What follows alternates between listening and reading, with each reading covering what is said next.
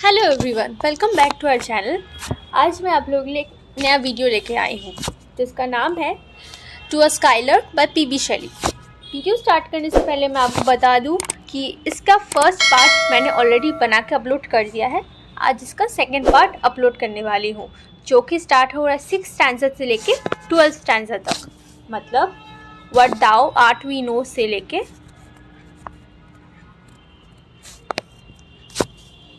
Till this much, यहाँ से लेके यहाँ तक आज मैं आपको एक्सप्लेन करूँगी। So let's start the video. What thou art we not know, what is most like thee, from rainbow clouds there flows not, drops so bright to see, as from thy presence showers the rain of melody। इसका मतलब first line में लिखा हुआ है What thou art we know not, what you are we don't know। मतलब यहाँ पे poet बोलना चाह रहा है कि तुम क्या हो ये हमें नहीं पता। What is most like thee, what can be compared with you, तुमको किस चीज़ से कंपेयर करे। From rainbow clouds there flows not, drops so bright to see। मतलब जब रेन होता है और जब रेनबो फॉर्म होता है ना, तुम्हारा जो आवाज़ है उससे भी ज़्यादा खूबसूरत है जब तुम गाती हो। तो यहाँ पे स्काईलार्क को नेचर के साथ रेनबो रेन ड्रॉपलेट्स के साथ कंपेयर किया गया है। Next, like a poet hidden in the light of thoughts, singing hymns unbidden, till the world is rout, to sympathy with hopes and fear it heeded not। मतलब यहाँ पे poet अपने ही ख्यालों में डूबा हुआ है जहाँ पे वो अपनी कविताएं लिख रहा है till the world is rout, और तब तक लिखेगा जब तक दुनिया को उसकी बातें समझ में नहीं आती, दुनिया उससे इंस्पायर नहीं हो जाती उसके राइटिंग से। To sympathy with hopes and fear heeded not, उनको समझाना है कि सिंपैथी क्या है, डर क्या है, इन सब का मीनिंग समझाना है। कैसे समझाना है? अपने राइटिंग से। बिकॉज यहाँ पे पीबी शैली ये बहुत स्ट्रांगली मानती है कि एक पोएट पूरी दुनिया को चेंज कर सकता है अपने थॉट प्रोसेस से। कैसे? ना अपनी पोएम्स, अपनी लिखावट से। Next, like a high-born maiden in a palace tower, soothing her love-laden soul in secret hour, with music sweet as love, which overflows her bower। यहाँ पे देखना 3 स्टैंजा में जितना हम लोगों ने पढ़ा है, यहाँ पे पीबी शैली स्काईलार्क को हर एक चीज़ से कंपेयर कर रही है। सबसे पहले उसने नेचर के रेनबो और रेन के साथ कंपेयर किया। नेक्स्ट लाइन में उन्होंने एक पोइट के साथ उनको कंपेयर किया, और आज यहाँ पे हमारे 8th स्टैंजा में यहाँ पे पीबी शैली उसे एक मेडन के साथ कंपेयर कर रही है जो कि एक बड़े घर की मेडन है, मतलब एक रिच फैमिली से बिलोंग करते हैं। Like a high born maiden means a girl belonging from a rich high class family. In a palace tower मतलब उसके टावर के सबसे ऊंचे जगह पे जहाँ पे वो खड़ी है। Soothing her love laden soul in secret hour, जहाँ पे वो मिड नाइट पे खड़े होके अपना लव एक्सप्रेस कर रही है, गा के एक्सप्रेस कर रही है। With music sweet as love, मतलब अपना प्यार अपने म्यूज़िक के थ्रू एक्सप्रेस कर रही है। और वो जो म्यूज़िक है वो दूर दूर तक उसके पैलेस के बाहर तक जो लोग खड़े हैं वो लोग भी सुन के उसका जो प्यार है उसको फील कर सकते हैं। इतना स्ट्रांगली, इतना स्वीटली वो मेलोडियसली गा रही है, जैसे कि एक स्काईलार्क गाता है। एक स्काईलार्क जैसे अपना लव को एक्सप्रेस करता है, उसको कोई देख नहीं सकता, लेकिन उसका जो आवाज़ उसको सब कोई महसूस कर सकता है, उसमें जो प्यार है उसको सब कोई महसूस कर सकता है।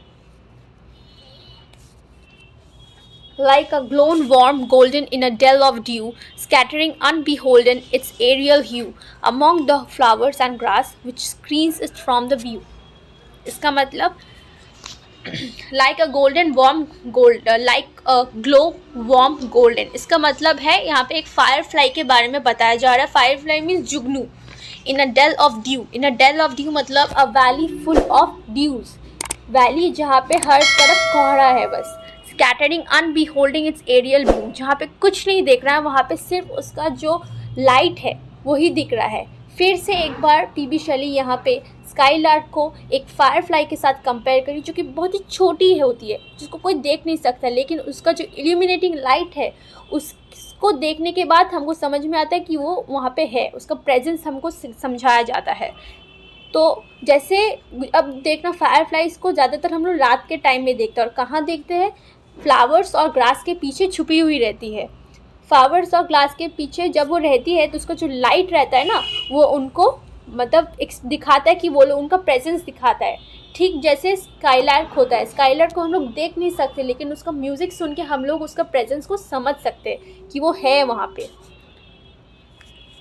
Next 11th stanza. Like a rose embowed in its own green leaves by warm wind deflowers till the scent it gives makes faint with too much sweet dose heavy winged thieves। यहाँ पे अब skylark हमारे यहाँ पे PB शेली अब skylark को एक रोज़ के साथ कंपेयर करिए। एक रोज़ जो कि इतना सुंदर होता है, उसका स्मेल इतना सुंदर होता है, लेकिन वो किस में छुपी रहती है? अपने ही ग्रीन लीव्स के अंदर वो छुप के रहती है। मतलब रोज़ उसको उतना जल्दी दिखाई नहीं देते हैं रोज़स को, because of their green leaves जो कि बहुत बड़े बड़े होते हैं, रोज़ को कवर कर रखते हैं। बाय वार्म विंड डिफ्लोज, लेकिन जब उसके ऊपर से गर्म हवाएं आते हैं ना, तो रोज़ का जो फ्रेग्रेंस है, द स्मेल ऑफ रोज़, वो उसमें मिल जाता है और मिलने के बाद चारों ओर फैल जाता है, जिससे कि आसपास के जितने भी बर्ड्स और तुम्हारे इंसेक्ट्स रहते हैं, बीज, वो सब उससे उसके आकर्षण में आके उसके ऊपर भिनभिनाने लगते हैं, जिससे हम लोगों को रोज़ का प्रेजेंस समझ में आता है। जैसे कि हम लोग not even birds, insect also, we humans also, when we have the smell of the rose, instantly we get faint with that sweet melodious smell. So this is what they are saying, that even though we cannot see the rose, हम लोगों को रोज़ दिखता नहीं, लेकिन उसका जो smell है उससे उसका प्रेजेंस के बारे में पता चल जाता है। ठीक वैसे ही जैसे स्काईलार्क का म्यूज़िक सुन के हम लोगों को पता चलता है कि वो वहाँ पे है। Last stanza means 12th stanza. Sound of vernal showers on the twinkling grass, rain awakens flowers, all that ever was, joyous and clear and fresh thy music doth surpass। इसका मतलब sounds of vernal showers means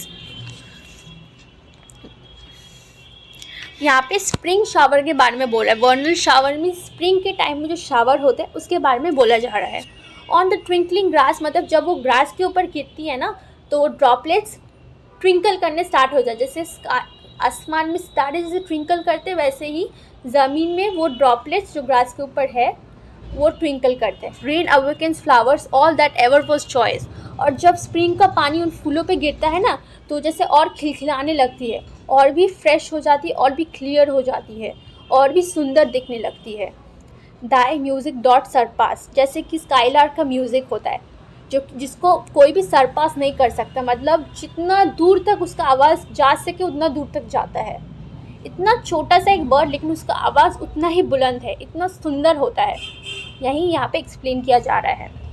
सो ये है आज आपका video.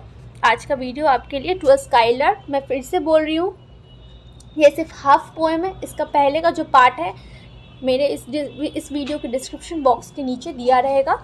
Please to watch that video before watching this one. और third part, इसका video का last and third part मैं बहुत जल्दी आपके लिए ला के दूँगी। Thank you. If you like the video, don't forget to like the video and subscribe our channel. Thank you.